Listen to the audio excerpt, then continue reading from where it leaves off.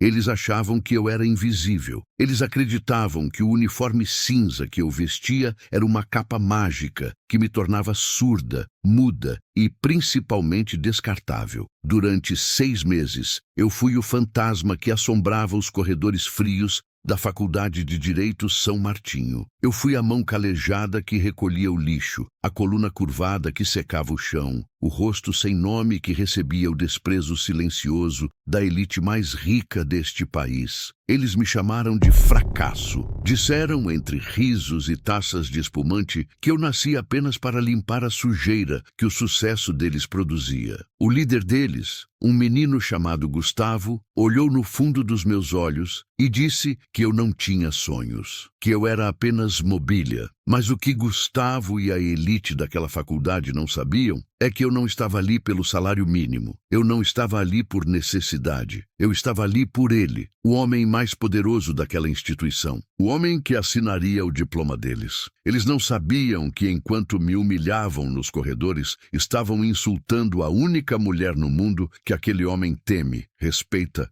e obedece. Hoje é a noite da formatura, e quando o magnífico reitor descer daquele palco e se ajoelhar aos pés da faxineira na frente de 1000 pessoas, eles vão descobrir, da pior maneira possível, que o mundo dá voltas e que a roda da justiça, quando gira, esmaga quem não tem humildade. Fique comigo até o final. Essa é a história de como a Cinderela não perdeu o sapatinho. Ela pisou no pescoço do dragão. Meu nome é Dilma, tenho 64 anos, 3 hérnias de disco e mãos que parecem mapas geográficos de tanto trabalho pesado. Mas nos corredores da Faculdade São Martinho, eu não tenho nome. Eu sou a tia, eu sou a Psiu, eu sou a sombra. A São Martinho não é uma faculdade qualquer. É um templo, um palácio de vidro e concreto, erguido para formar os donos do Brasil. Ali estudam os filhos de desembargadores, os netos de senadores, os herdeiros de impérios agrícolas. A mensalidade de um único aluno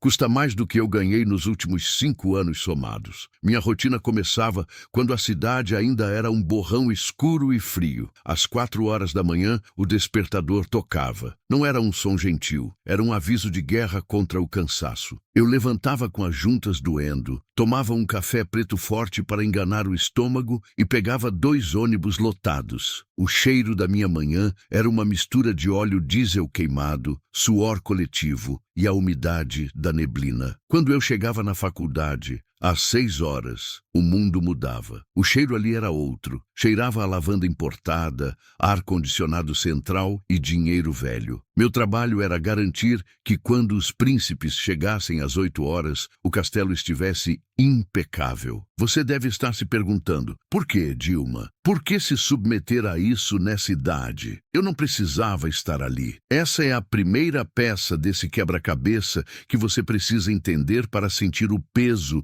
do que vai acontecer. Eu tenho uma casa própria, quitada, com varanda e jardim. Tenho uma aposentadoria que dá para viver com dignidade. E tenho um filho que me ofereceu o mundo, Roberto, o meu Beto. Quando Roberto foi nomeado reitor da São Martinho, o mais jovem da história da instituição, ele veio até mim com os olhos brilhando e um contrato na mão. Mãe, acabou. A senhora não vai mais lavar o chão de ninguém. Eu comprei um apartamento na praia para a senhora. Eu contratei uma motorista. A senhora vai viver como rainha, porque foi a senhora que me fez rei. Eu olhei para aquele homem de terno italiano, aquele homem que falava 3 línguas, e lembrei do menino que estudava à luz de vela porque a companhia elétrica cortou nossa luz. Lembrei das minhas mãos sangrando de tanto torcer pano de chão para pagar os livros caros dele. Eu neguei. Beto, eu não sei ficar parada. Se eu parar, eu morro. A ferrugem me come por dentro. Ele insistiu. Brigamos, mas eu sou teimosa. Eu disse que queria trabalhar lá, na faculdade dele. Ele empalideceu. Mãe, não. Vão falar. Se eu der um cargo de chefia, vão dizer que é nepotismo. Vão dizer que o reitor está favorecendo a família. E se a senhora for da limpeza, meu Deus, mãe, vão dizer que eu sou um monstro que deixa a própria mãe limpar privada enquanto eu bebo champanhe. Eu segurei o rosto dele com minhas mãos ásperas. Ninguém vai saber, meu filho. Eu vou usar meu nome de solteira, Dilma Santos. Ninguém sabe que somos parentes. Eu vou ser só mais uma funcionária terceirizada. Eu só quero estar perto. Eu quero ver, pelas frestas das portas, você sendo grande. Eu quero ver o resultado do meu sacrifício. Me deixa ter esse orgulho, Beto. Ele aceitou, a contragosto, com lágrimas nos olhos, mas impôs uma condição, um pacto de sangue. Se alguém, qualquer pessoa, do aluno ao professor, desrespeitar a senhora me avisa no mesmo minuto. Eu destruo quem tocar na senhora. Eu prometi, mas mães mentem para proteger. Eu nunca avisei, e foi assim que eu entrei no inferno. O inferno tinha nome e sobrenome: Gustavo Alencar. Gustavo era o estereótipo do menino de ouro, estudante do último ano, presidente do diretório acadêmico, orador da turma, filho do senador Alencar, um homem que aparecia no jornal todo dia. Gustavo era bonito, carismático e absolutamente podre por dentro. Ele andava pelos corredores com uma comitiva, como se fosse um profeta cercado de apóstolos fiéis. A primeira vez que ele me notou foi em março, o início do fim. Eu estava limpando o saguão principal, perto da estátua da deusa Temis. Tinha chovido muito. O mármore estava perigosamente escorregadio. Eu coloquei a placa amarela: cuidado, piso molhado. É uma placa grande, impossível de ignorar. Gustavo vinha caminhando, digitando no celular que custava 10 salários mínimos, rindo alto com seus amigos. Ele não desviou. Ele chutou a placa. O barulho do plástico batendo na parede ecoou como um tiro no saguão silencioso. A placa voou longe. Ele parou, olhou para a placa caída. Depois, lentamente, girou o pescoço e olhou para mim. Eu esperei. Esperei o básico da educação humana. Um desculpe, um não vi. Tira isso do caminho, ele disse. A voz era calma, aveludada, perigosa. Você quer que alguém tropece e processe a faculdade? Vocês terceirizados não pensam? O cérebro atrofiou com o cheiro de cândida? Eu respirei fundo. Apertei o cabo do esfregão até meus dedos ficarem brancos. Lembrei do meu filho. Lembrei do pacto. Moço, a placa é para avisar que está escorregadio. É para a segurança de vocês. Ele riu. Uma risada curta exalada pelo nariz, cheia de escárnio. Segurança. Segurança é você fazer o seu trabalho direito e secar essa porcaria rápido, em vez de ficar parada aí como um espantalho atrapalhando o trânsito da elite intelectual desse país. Ele deu um passo à frente, e ao passar por mim, ele tropeçou. Foi teatral. Ele inclinou o copo de café caro que segurava. O líquido marrom, quente e pegajoso, caiu exatamente sobre o chão que eu tinha acabado de deixar branco e brilhante. O café se espalhou, manchando o mármore, manchando meus sapatos. Ops, ele disse, sem olhar para trás, continuando a andar. Trabalho extra, de nada. Isso garante seu emprego por mais 10 minutos. O grupo dele explodiu em risadas. Risadas jovens, saudáveis, cruéis. Eles seguiram para a aula de ética e cidadania. A ironia daquilo era tão forte que tinha gosto de sangue na minha boca. Eu fiquei ali, parada, uma senhora de 64 anos, humilhada por um menino de 23. Eu olhei para o café no chão. Eu não chorei. Eu sou feita de uma matéria mais dura que o choro. Eu peguei o pano, eu me ajoelhei e eu limpei. Mas aquele foi apenas o primeiro ato. Gustavo decidiu que eu seria o entretenimento do semestre. Eles me transformaram em um alvo. Não porque eu fiz algo errado, mas simplesmente porque eu existia. E para pessoas como Gustavo, a existência de alguém inferior, ocupando o mesmo oxigênio que eles, é uma ofensa pessoal. Teve o dia da biblioteca. A biblioteca da São Martinho é um lugar sagrado. Silêncio absoluto, cheiro de livros antigos e madeira nobre. Eu estava lá, recolhendo o lixo das lixeiras pequenas, tentando ser invisível, tentando não fazer barulho com o saco plástico. Gustavo estava em uma mesa grande, cercado de livros, estudando com uma menina loira, filha de um juiz federal. Quando eu passei perto da mesa deles, Gustavo parou de ler. Ele levantou a cabeça e fungou o ar, fazendo uma careta exagerada. Que cheiro é esse? Ele perguntou alto, quebrando o silêncio da biblioteca. Cheiro de pobreza, cheiro de água sanitária barata misturada com ônibus lotado. A menina riu, cobrindo a boca. É a tia da limpeza, Gu. Fala baixo. Tia não. Ele corrigiu em voz alta, para que as mesas vizinhas ouvissem. Tia é quem tem laço sanguíneo. Isso aí é funcionária. É um recurso humano de baixo custo. E pelo cheiro, deve ter vindo direto da favela sem passar no chuveiro. Minha rinite vai atacar. Alguém abre uma janela. Por favor. O ar ficou denso. Eu parei. Minhas mãos tremeram segurando o saco de lixo preto. O sangue subiu para o meu rosto, queimando minhas orelhas. Eu tomo banho todos os dias. Eu acordo às 4 da manhã para tomar banho. Eu uso sabonete de rosas. Eu passo talco. Aquele cheiro que ele sentia não era sujeira. Era o cheiro do meu trabalho. Era o cheiro dos produtos químicos que eu usava para manter a mesa dele limpa, para que ele pudesse apoiar os cotovelos de cachemir sem se sujar. Eu queria gritar. Eu queria largar o saco de lixo na mesa dele e dizer: menino, esse cheiro pagou a faculdade de alguém muito melhor que você. Esse cheiro construiu caráter. Esse cheiro formou o homem que assina o seu boletim. Mas eu fiquei calada, engoli o grito, porque eu tinha um segredo, e proteger a carreira do meu filho era mais importante que o meu orgulho ferido. Eu olhava para o prédio da reitoria, do outro lado do pátio, através das janelas da biblioteca. As cortinas de veludo vinho, lá estava ele, o reitor, Dr. Roberto. Às vezes ele passava por mim nos corredores, sempre cercado de seguranças, professores, coordenadores de curso. Ele andava rápido, com a testa franzida, carregando o peso de 1000 responsabilidades. Quando nossos olhares se cruzavam, era uma fração de segundo, um milésimo de tempo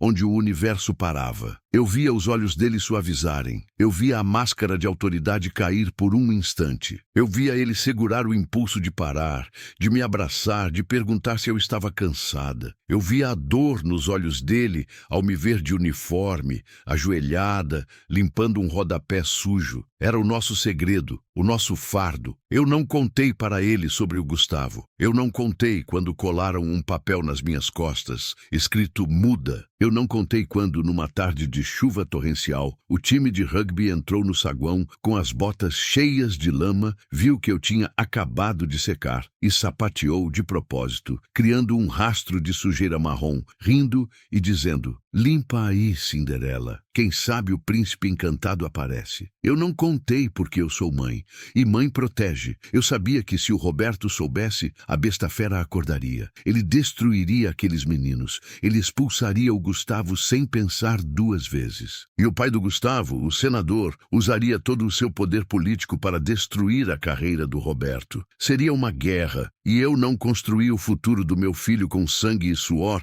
para vê-lo ruir por causa de um menino mimado. Então eu aguentei. Eu fui a represa que segura o rio. Eu fui a pedra que aguenta a marretada.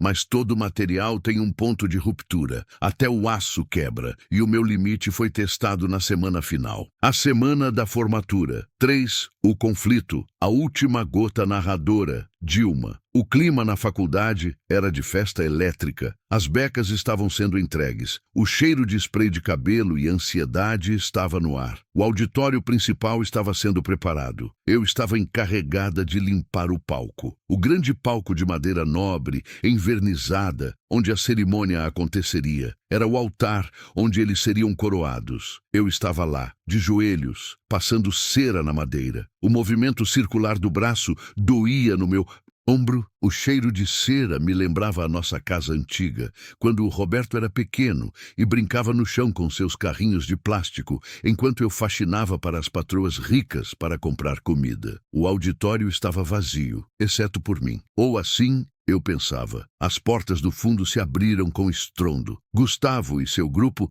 entraram para o ensaio não oficial. Eles estavam eufóricos, vestindo roupas de marca, rindo alto, donos do espaço. "Olha só!" A voz de Gustavo cortou o ar. "A Cinderela está preparando o nosso trono." Ele subiu os degraus do palco. O som dos passos dele na madeira oca era pesado. Ele parou bem na minha frente. Eu estava ajoelhada, polindo a madeira. O sapato dele um mocassim de couro italiano marrom parou a centímetros do meu rosto. Eu podia ver meu reflexo distorcido no couro polido. Capricha, viu? Ele disse, olhando para baixo. Amanhã, gente importante vai pisar aqui. Gente que vai mudar o país. Senadores, juízes, ministros, não queremos escorregar na sua incompetência. Um dos amigos dele, Tiago, riu nervoso. Cara, deixa a velha. Ela deve estar sonhando em como seria ter um diploma. Deve estar imaginando como é ser gente. Gustavo agachou. Ficou na minha altura. O rosto dele estava tão perto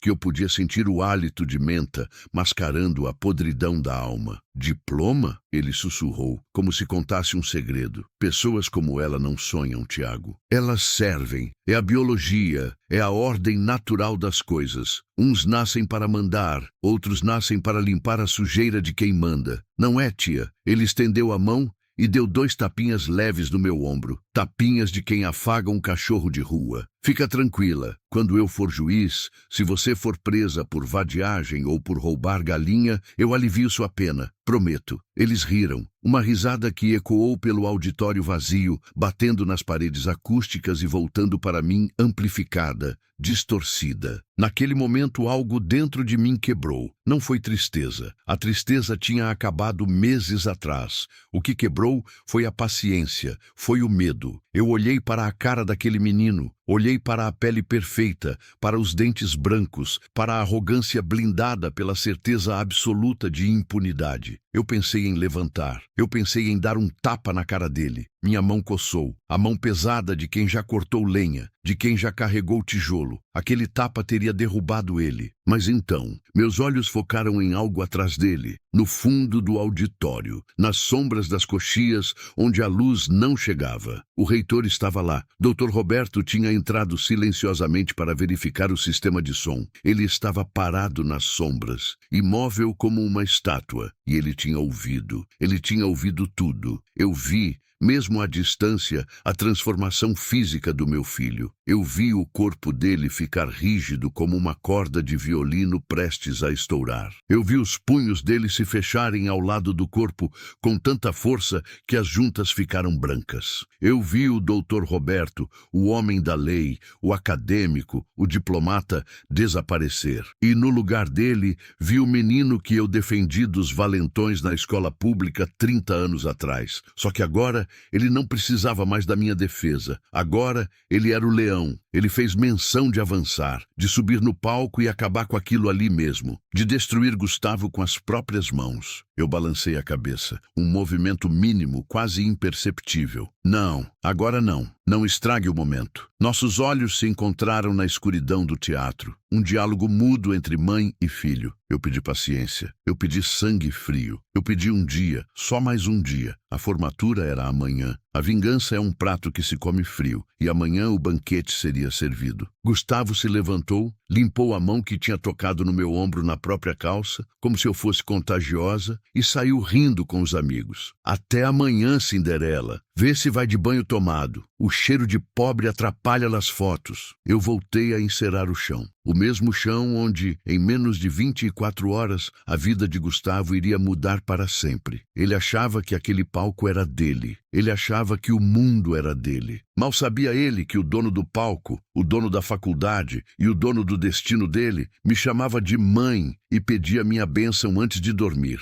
Amanhã o invisível se tornaria visível. Amanhã a Cinderela não perderia o sapatinho. Ela pisaria no pescoço do dragão com a força de 1000 faxineiras. A noite da formatura chegou. O auditório estava irreconhecível. Flores brancas importadas decoravam cada canto. Um tapete vermelho cobria o corredor central. O cheiro de perfume caro, Chanel, Dior, Hugo Boss, sufocava o ar, misturado com a ansiedade e o orgulho. Eu estava lá atrás, perto da saída de emergência, nas sombras. Minha função oficial era ficar invisível e limpar caso alguém derrubasse champanhe ou passasse mal de emoção. Mas minha função real era assistir ao espetáculo. Eu vi os pais de Gustavo na primeira fila. O pai, o famoso senador Alencar, estufava o peito, cumprimentando a todos como se a festa fosse dele. A mãe, coberta de joias que brilhavam sob os holofotes, sorria para as câmeras da imprensa local. Eles criaram um monstro, alimentaram o monstro e agora estavam orgulhosos dele. A cerimônia começou, a orquestra tocou, os hinos foram cantados. Gustavo foi o orador da turma. Claro que foi. O dinheiro compra popularidade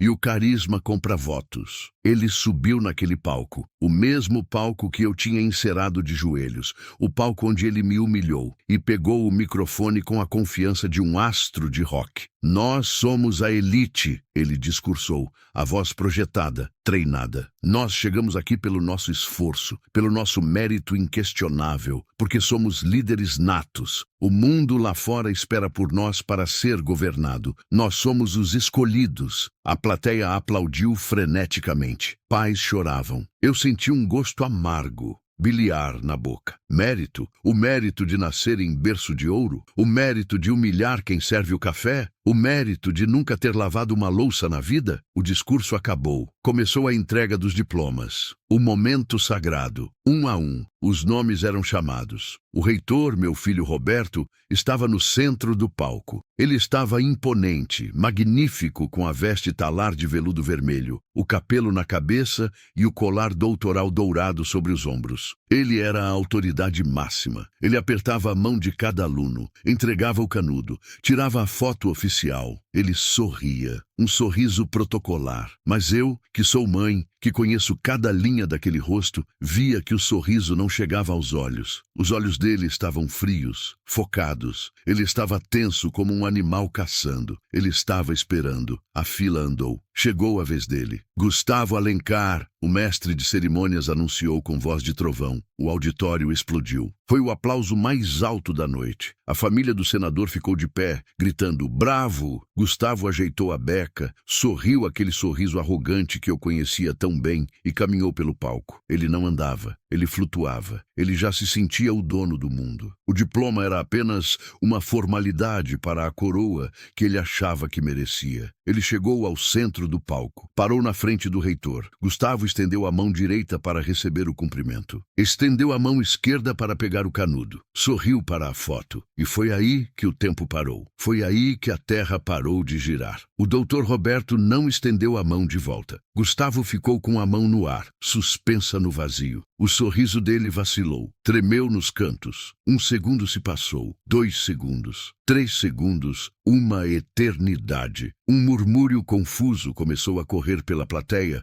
como um vento gelado. O senador parou de aplaudir. A mãe baixou a câmera. O silêncio começou a cair sobre o salão, pesado, sufocante. Roberto se aproximou do microfone. O som da respiração dele ecoou nas caixas de som, amplificado, monstruoso, antes de entregar este diploma. A voz do Roberto era grave, trovejante, preenchendo cada centímetro cúbico daquele auditório. Eu preciso corrigir um erro histórico desta instituição. Gustavo riu nervoso, um riso que saiu agudo demais. Doutor Roberto, a foto, o protocolo, silêncio. Roberto disse. Ele não gritou. Ele falou baixo, mas com uma autoridade tão absoluta que fez Gustavo recuar 2 passos físicos, como se tivesse sido empurrado. Roberto olhou para a plateia. Seus olhos varreram o auditório. Olhou para o senador na primeira fila, desafiando-o. E então seus olhos atravessaram a escuridão, passaram por cima de 1000 cabeças e encontraram os meus, lá no fundo, perto da lixeira, na sombra. Há uma pessoa neste auditório que ensinou mais sobre dignidade, caráter, ética e lei do que qualquer livro desta biblioteca. Uma pessoa que durante este semestre foi humilhada, zombada, tratada como lixo e desumanizada por alguns dos formandos que hoje vestem essa beca de honra. O auditório estava mudo, ninguém respirava. O ar-condicionado parecia ter parado. Gustavo, Roberto virou-se lentamente para o aluno, encarando-o nos olhos. Ontem, neste mesmo palco, você disse a uma funcionária que ela nasceu para limpar a sua sujeira. Você disse que ela não sonhava, que ela servia, que ela era biologicamente inferior a você. Gustavo ficou pálido. A cor drenou do rosto dele instantaneamente. Doutor, foi uma brincadeira. Eu não... Foi mal entendido, Dona Dilma. Roberto chamou no microfone. A voz dele embargou. Quebrou pela primeira vez. Por favor, venha até aqui. Eu congelei. Minhas pernas tremeram tanto que achei que fosse cair. Eu não queria ir. A vergonha, o hábito de ser invisível me segurava. Mas o olhar do meu filho não era um pedido. Era uma intimação. Era uma homenagem que ele precisava fazer para curar a si mesmo. Os holofotes giraram. Um canhão de luz branca cortou a escuridão e me atingiu. De repente, eu não era mais invisível. Todo mundo, 1000 pessoas, virou a cabeça para olhar a velha da limpeza no fundo da sala. Venha, mãe, ele disse no microfone. A palavra ecoou, bateu nas paredes, voltou. Mãe. Um suspiro coletivo de choque varreu a plateia. Foi um som físico. Oh! O senador deixou o queixo cair. A mãe de Gustavo levou a mão ao peito. Gustavo parecia que tinha levado um tiro no estômago. Os olhos dele saltaram das órbitas, olhando de mim para o reitor, do reitor para mim. Eu caminhei. O corredor central parecia ter quilômetros. O tapete vermelho parecia infinito. Eu andei com meu uniforme cinza, meus sapatos ortopédicos gastos, minhas mãos calejadas cruzadas na frente do corpo. Eu ouvia os sussurros. É a faxineira, é a mãe dele, meu Deus. E enquanto eu andava, o reitor, o homem mais poderoso dali, fez o impensável. Ele desceu as escadas do palco.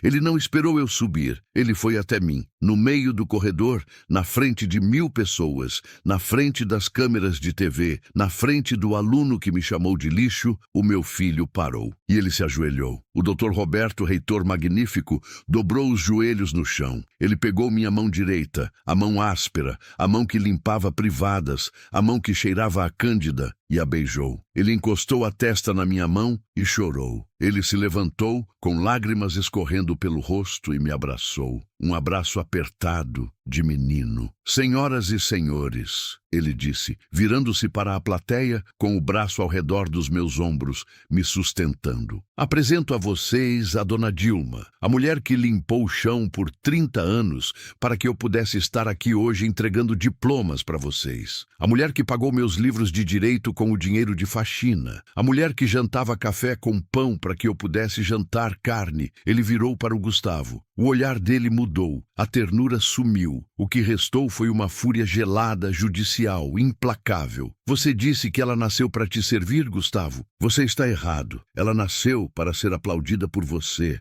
Ela é a razão de eu existir. E cada vez que você a humilhou, você humilhou a instituição que eu represento. Você humilhou a minha mãe. Roberto caminhou até a mesa de diplomas. Ele pegou o canudo com o nome de Gustavo. Nesta instituição, nós formamos caráter, não apenas advogados. A advocacia é a defesa dos direitos. E quem não tem respeito básico por quem serve, quem julga o valor de um ser humano pelo uniforme que ele veste, não tem dignidade para exercer a lei. Você não é digno deste diploma. Roberto não rasgou o diploma. Isso seria teatro barato. Ele fez pior. Ele devolveu o diploma para a mesa com um baque seco. Seu diploma está suspenso, Gustavo Alencar. Suspenso indefinidamente, até que o Conselho de Ética analise as denúncias de assédio moral, discriminação de classe e injúria que acabei de protocolar pessoalmente contra você. E a principal testemunha sou eu. Gustavo olhou para o pai, buscando socorro. Pai, faz alguma coisa. Ele é louco. O senador estava sentado, de cabeça baixa, vermelho de vergonha, evitando as câmeras. Ele sabia que a carreira política dele acabaria se ele defendesse o filho naquele momento. Ninguém o defendeu. Gustavo estava sozinho. Saia do meu palco, Roberto ordenou. A voz dele era gelo puro. Saia da minha faculdade. Agora. Gustavo olhou ao redor. Viu os olhares de desprezo dos colegas. Viu o julgamento. Ele saiu. Sem aplausos. Sem foto. Sem glória. Ele desceu as escadas laterais. Pequeno, minúsculo, derrotado, arrastando a beca que agora parecia uma fantasia ridícula. E então, algo aconteceu. Um aluno, lá no fundo, começou a aplaudir. Depois outro. Depois os professores. Depois os pais. A plateia inteira se levantou. Uma ovação de pé. O barulho era ensurdecedor, mas eles não aplaudiram o reitor. Eles se viraram para mim. Eles aplaudiram a dona Dilma. Eu chorei. Chorei tudo o que eu tinha segurado por 6 meses. Chorei tudo o que eu tinha segurado por 30 anos. Naquela noite, eu não limpei o chão. Naquela noite, eu fui a rainha do baile. E aprendi que a justiça pode tardar, pode demorar uma vida inteira, mas quando ela vem pelas mãos de um filho que honra suas raízes, ela não falha. Ela é perfeita. Nunca, jamais humilhe quem você considera inferior, porque no jogo da vida o tabuleiro gira, a roda gigante não para. E amanhã, a pessoa que você pisou, a pessoa que você ignorou, pode ser a única mão estendida para te levantar do chão. O mundo não pertence aos arrogantes. O mundo pertence a quem tem a coragem de servir e a humildade de amar. Se você concorda que respeito vem de berço e não de diploma, e que toda mãe merece ser tratada como rainha, deixe um coração aqui. Compartilhe essa história com alguém que precisa lembrar que o mundo dá voltas. Eu sou a dona Dilma. E essa foi a minha vitória.